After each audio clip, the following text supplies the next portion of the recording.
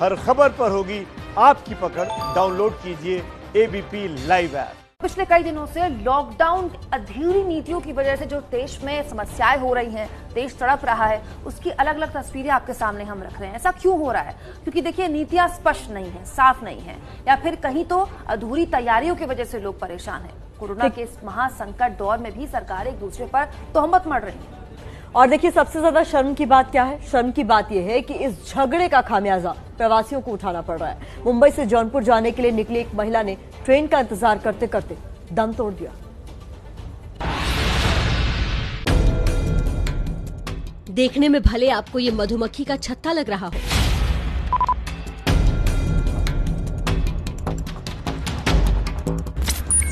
लेकिन ये तस्वीरें उन अभागे प्रवासियों की हैं जो घर जाने के लिए सरकारी आश्वासनों के सहारे घर से निकल पड़े हैं। चिलचिलाती धूप में न सिर पर छाया है, न जमीन पर बैठने की कोई व्यवस्था। छोटे छोटे बच्चों के सिर तो माओ ने अपने आंचल से ढक दिए हैं। तस्वीरें वसई के सन सिटी ग्राउंड की हैं। तमाम दिक्कतों के बावजूद इन प्रवासियों की आंखों में सपना है अपने घर पहुंचने का, लेकिन ये सपना हर प्रवासी का पूरा नहीं हो सका। ऐसे ही अभागी विद्योत्मा शुक्ला भी थी। लॉकडाउन के चलते विद्योत्मा अपने गांव जौनपुर जाना चाहती थी और इसके लिए वो सुबह सुबह अपने बेटे विनय और उसके परिवार के साथ घर से निकली थी, लेकिन व्यवस्था की खामी और राजनेताओं की आपसी लड़ाई ने उनकी सांसें ही छीन ली। विद्योत्मा शुक्ला भी इसी ग्राउंड में 4-5 घंटे खड़ी रहीं और उनकी तबीयत बिगड़ गई। एम्बुलेंस मंगा के जो है वहाँ पे तुरंत हॉस्पिटल में भेजा, प्राइवेट हॉस्पिटल में। हॉस्पिटल में आने के बाद जो है उन्होंने बताया कि डेथ हो गया। क्या वजह, क्या बताइए? ऐसा कुछ वजह अभी डॉक्टर साहब ने बोला है कि मतलब धूप की वजह से ऐसा हुआ। डॉक्टर बता रहे हैं कि विद्योत्मा की जान चिलचिलाती धूप की वजह से चली गई।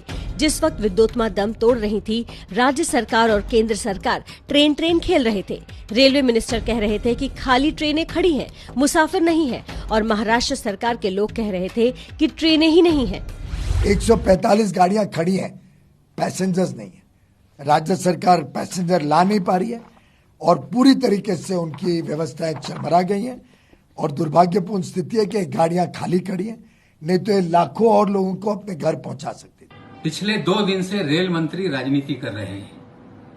49 ट्रेनें लोकमान्य तिलक टर्मिनस से छूटेंगी करके उन्होंने अलॉट किया, और डीआरएम कह रहा है कि 16 ट्रेन से ज्यादा हम छोड़ नहीं सकते। हमें लगता है कि जानबूझ के पीयूष गोयल जी, केंद्र की सरकार, रेल विभाग राजनीति कर रहा है। नेताओं के अपने अपने दावे और इन दोनों दावों से छिड़ी लड़ाई में दम तोड़ते प्रवासी। देखना है कि ये लड़ाई खत्म होने तक कितने और प्रवासियों को दम तोड़ना पड़ेगा, क्योंकि लगता नहीं है कि सिस्टम की नाकामी से दम तोड़ते लोगों से भी इनको कोई असर पड़ता दिख रहा है। मुंबई से प्रभाकर कुडलकर के साथ रेणु चौधरी की रिपोर्ट।